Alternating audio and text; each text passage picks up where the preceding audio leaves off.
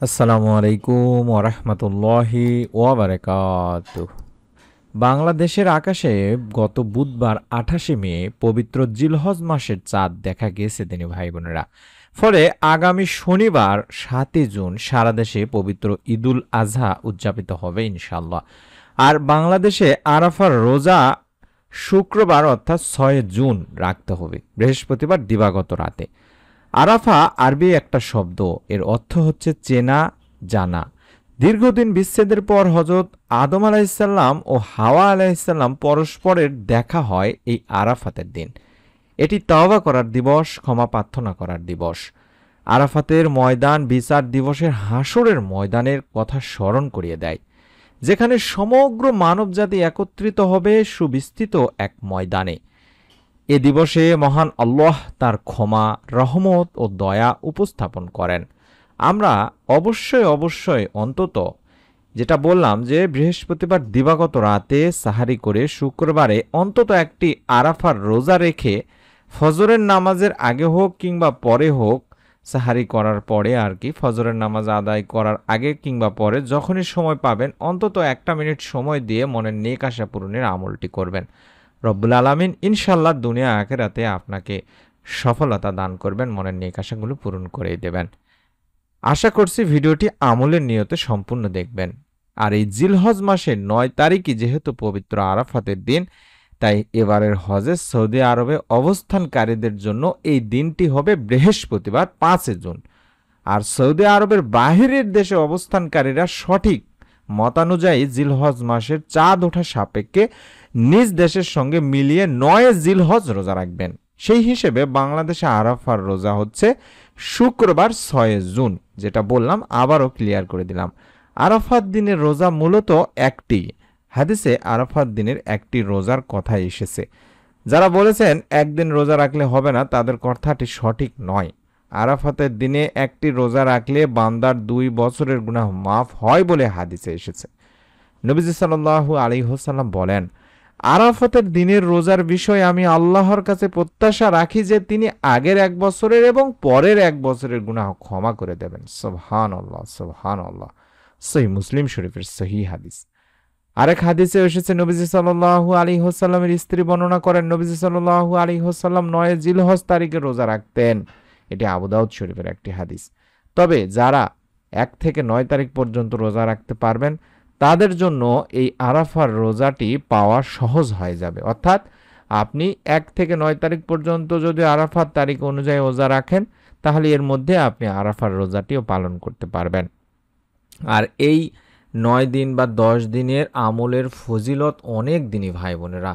আল্লাহ তাআলা পবিত্র কোরআনুল কারিমের সূরা ফজরে এই বিষয়ে বলেছেন যে, শপথ ফজরের, শপথ 10 রাতের। অধিকাংশ মুফাসসিরদের মতে এখানে 10 রাত বলতে কিন্তু এই জিলহজ মাসের প্রথম 10 রাতকেই উদ্দেশ্য করা হয়েছে। আর স্বয়ং আল্লাহ যখন কোনো সময়ের কসম খান, সেটার গুরুত্ব যে কতখানি হবে তা ব্যাখ্যা করা নিষ্প্রয়োজন। তাই আমরা চেষ্টা করব, অন্তত পারি আর না পারি, যারা রোজা রাখতে পারছেন তারা তো আলহামদুলিল্লাহ 1 থেকে 9 তারিখ বা 10 তারিখ পর্যন্ত, অর্থাৎ 9 তারিখ পর্যন্ত, কারণ 10 তারিখে তো রোজা রাখা হারাম যেহেতু ঈদের দিন। আমরা অন্তত আরাফার দিনে, যেটা বললাম সামনে বৃহস্পতিবার দিবাগত রাতে সাহারি করে শুক্রবারে আমরা রোজা রাখবো। এবং এই সাহারির পরে আপনারা অবশ্যই চেষ্টা করবেন, আগে হোক বা পরে হোক, ফজরের নামাজের আগে হোক বা পরে হোক, অন্তত এই ছোট্ট মনের নেক আশা পূরণের দোয়াটি করবেন। মানুষ আশা আকাঙ্ক্ষা নিয়ে বাঁচে দিনে ভাই বোনেরা।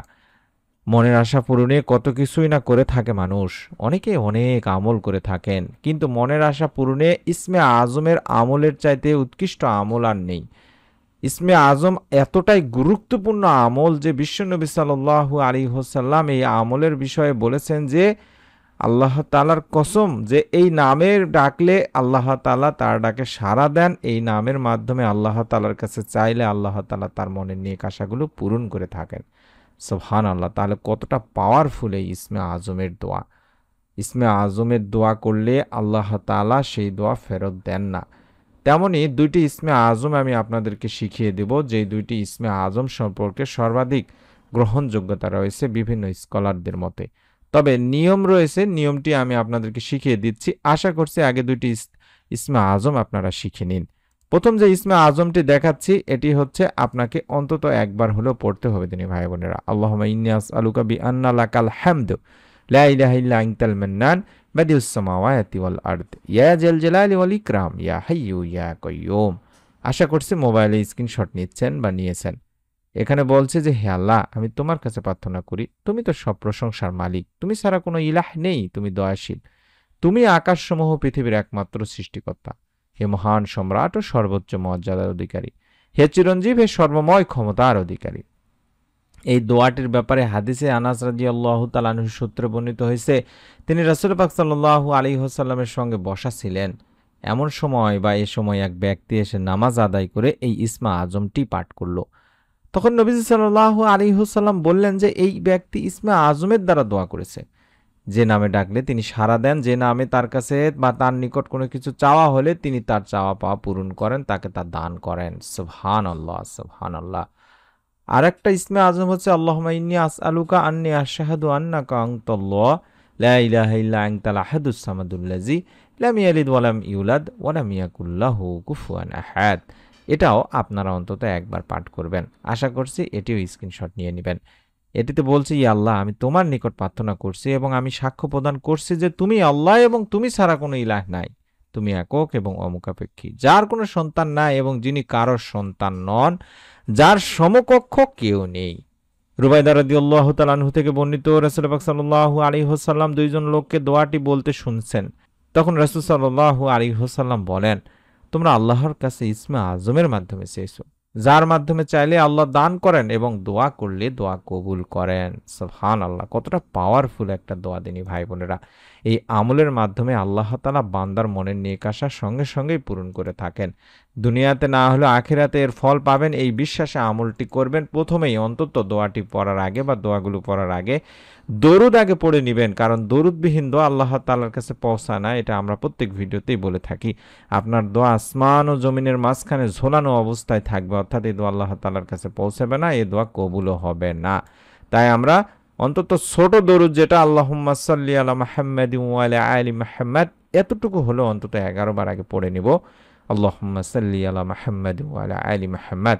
তারপরে 11 বার পড়ার পরে ইসমে আজমের যে দুইটি দোয়া দেখায় দিচ্ছি। প্রথম দোয়াটি হচ্ছে আল্লাহুম্মা ইন্নী আসআলুকা বিআন্না লাকাল হামদু লা ইলাহা ইল্লা আনতাল মান্নান বাদিউস সামাওয়াতি ওয়াল আরদ ইয়া জাল জালালি ওয়াল ইকরাম ইয়া হাইয়্যু ইয়া কাইয়্যুম।